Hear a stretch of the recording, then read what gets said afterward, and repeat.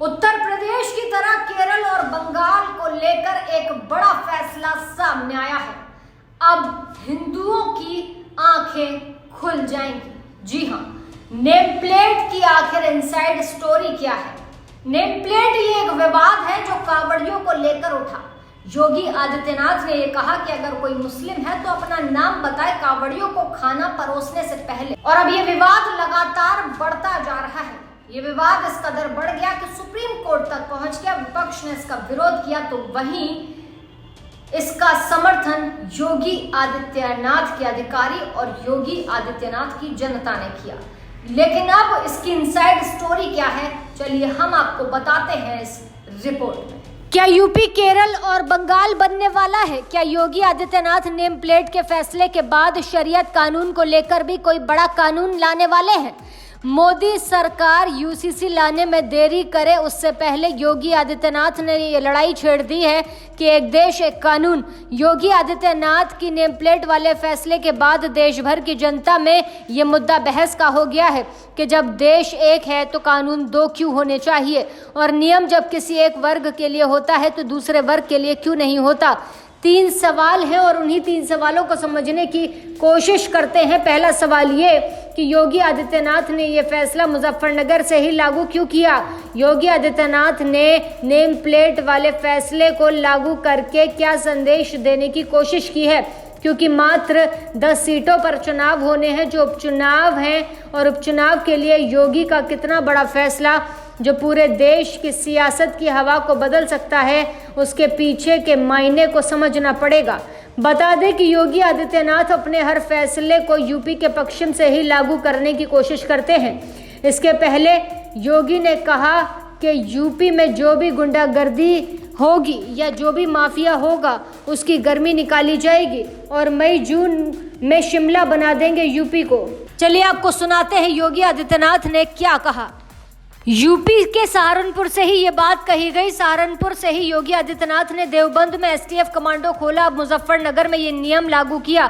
अगर मुजफ्फरनगर के बजाय किसी और जिले में ये नियम लागू होता तो इसके मायने शायद अलग होते, लेकिन अब इसके मायने अलग हो गए हैं। आखिर योगी बताना क्या चाहते हैं और इसकी पूरी कहानी क्या है और वो दिखाना क्या चाहते हैं उस वर्ग के लिए जिस वर्ग के लिए वो राजनीति करते आए हैं। बता दें कि राजनीतिक गलियारों में इस तरह की चर्चा है कि योगी आदित्यनाथ ने एक वर्ग यानी कि अपने वर्ग को बताने की कोशिश की है कि देखिए, आंखें खोलिए, समझिए, जाति में मत बटिए और समझिए कि रामलाल और श्यामलाल की दुकानों पर कैसे अब्दुल और तमाम ऐसे लोग कब्जा करते जा रहे हैं। योगी आदित्यनाथ को लेकर राजनीतिक पंडित यही दावा कर रहे हैं कि आंखें खोल कर देखिए कि कैसे किसी भी शहर में ज़्यादातर दुकानें किसकी है। योगी आदित्यनाथ इस फैसले को लागू करवाकर यह दिखाना चाहते थे कि देखिए कि आपके साथ किस तरीके का व्यवहार किया जा रहा है। योगी आदित्यनाथ की छवि बिल्कुल ऐसी ही है। वो कभी भी प्रदर्शन, आंदोलन, बेबाकी और इस तरह की बातें कहने से पीछे नहीं हटते, चाहे वो उनका साल 2002 का बयान हो या फिर 2008 का बयान हो, 2014 का बयान हो या फिर 2024 का।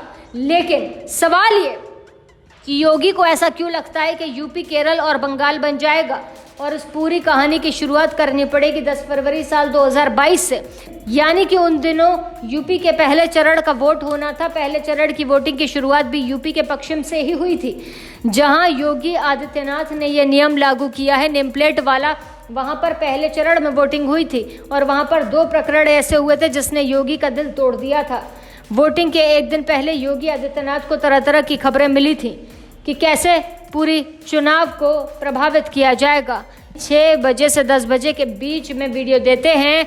ये वीडियो मीडिया तक पहुंचाया जाता है, बयान रिकॉर्ड होता है। योगी अपने बयान में कहते हैं कि जो 5 साल मैंने मेहनत की, अगर आपने वोट नहीं दिया तो यूपी, केरल और बंगाल बन जाएगा। चलिए आपको सुनाते हैं कि योगी आदित्यनाथ क्या कहते हैं।